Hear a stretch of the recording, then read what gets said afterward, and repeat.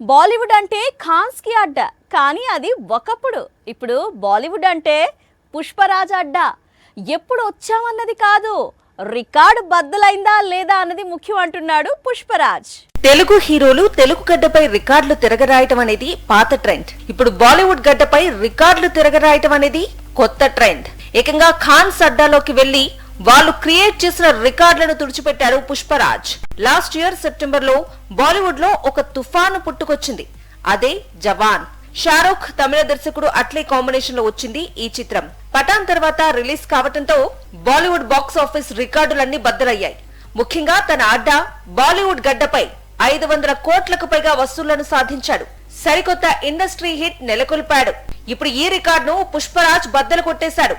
Pushpa 2 Hindi version north market లో 600 కోట్లకు పైగా వసూళ్లను అందుకుంది. జవాన్ నెలకొల్పిన 584 కోట్ల వసూళ్లను అధిగమించింది. ఈ రోజు రేపట్లో మరో బిగ్గెస్ట్ బ్లాక్ బస్టర్ స్త్రీ 2 వసూళ్లను కూడా దాటిస్తే బాలీవుడ్ నయా బాక్స్ ఆఫీస్ కింగ్ గా పుష్పరాజ్ అవతరిస్తాడు.